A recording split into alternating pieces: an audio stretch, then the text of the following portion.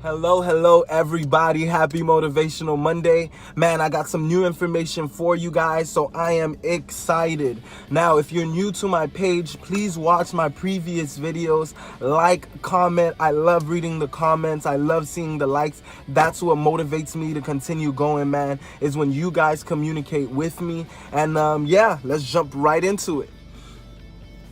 All right, guys, we're going to be talking about fear today, okay? And I want to read you guys the definition of fear. Fear, an unpleasant emotion caused by the belief that someone or something is dangerous, likely to cause pain or threat. Now, my mom, back in 2012, she got into a car accident. And what happened was she was getting off the highway, off her exit to work, and she was making a left and someone was making a right. And I guess the person wasn't looking and they were about to clash into each other. So my mom instinct automatically kicked in and she made a quick right. In the process of making that quick right, her car flipped. And so after that accident, she went to the hospital. She was there for about 2 days. And when she came home, man, she told us she was very afraid of driving. And like a year or two went by and she wasn't driving. And I told her, Ma, you got to get out of that fear, And I got her in my car and I sat her down. And the most she's done was take the car off a park and put it on drive. But she doesn't she can't even go back or anything like that. She's really that afraid. And that's the crazy thing about fear. See, fear doesn't want you to move forward. Fear wants you to stay in one place. Fear hates faith. Anything that causes reproduction, anything that causes growth is not for fear, because fear likes where you are forever. You can be able to do so much more if you can get out of the mindset of fear. Now, fear comes in many forms. So something like my mom, where it's like a huge fear, man, I don't want to get on the wheel again because I've done this before and I've seen what happens, And I don't want that to happen to me again. That fear of failure, that fear of, oh my gosh, there's danger in what I'm about to do, That's one form of fear. Another form of fear could be something personal, like a young lady in high school who wants to be a mechanic, but she's afraid of what her friends will say or what her family would say. That's not really that's not a girl's job.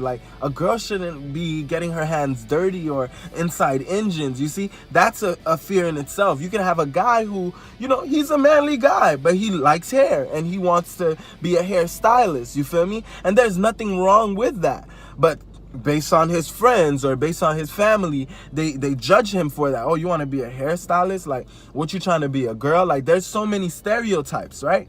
Also, it could be something like you yourself, when I in the beginning, when I started working in retail, one of my fears was dang, I don't feel like I'm cute enough or I'm cool enough to be in retail, because you see these people and they have this A-B type, and you see this other person and they have this A-B type, and I feel like I'm a C-D type, you feel me? And I didn't feel as confident. So what I want to do is I want to give you guys 3 things so that you guys can be able to conquer your fear, because in the start, these things are important. All right, let me give you guys these 3 things and we're out of here, okay? These are the 3 things you'll need if you want to conquer fear. The first thing is be prepared to fail momentarily, okay? You're not perfect. You make mistakes. So sometimes you will fail. You're not perfect. Again, you might not know everything. Be prepared to fail. But from your failure, you must learn so that you don't fail again, okay? Because we learn through our mistakes. We learn as we go. So you might not know everything about what you're about to jump into, right? But if you know a little bit and you put that towards it, everything else should be able to work itself out. For me, when I started retail, I didn't know everything about customer service. I didn't know everything about deals at different stores. But as I did it, I started to learn. I took that faith, right? I jumped in. Even though I had a little bit of knowledge, I studied up, but I took my chance. And then I watched it grow right in front of me. And now I can work any retail because I have the information from learning and growing. Right. The second thing is practice good hygiene, okay, guys? Brush your teeth, brush your hair, get a haircut, wash your hair. It doesn't matter if it's your weave, it doesn't matter if it's your natural hair. Like, take care of yourself, okay? Like, make sure your shirt, when you're going to an interview, it's nicely ironed. Make sure your dress pants is nicely pressed. Make sure your shoes is clean. Make sure your hands are clean. Make sure your nails are clean.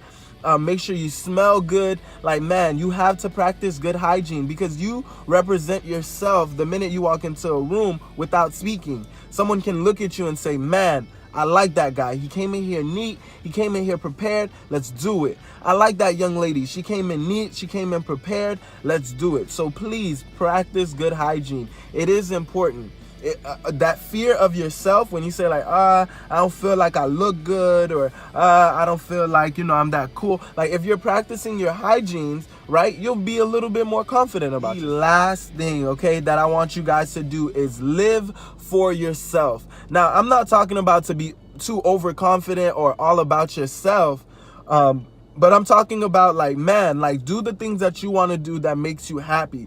Don't let people dictate your life, okay? If you're management material, know that you're management material and go for it. Don't let people tell you, nah, I don't see it, or nah, I don't know what you're talking about. If you know you're always on time, if you know that when they ask you, you do, if you know that you understand the job that you're at, and you know you're management material, yo, fill out for that position, bruh. Like, if you know that you have an idea and you know your idea is great and other people are like, well, I don't see it, you might be around the wrong people.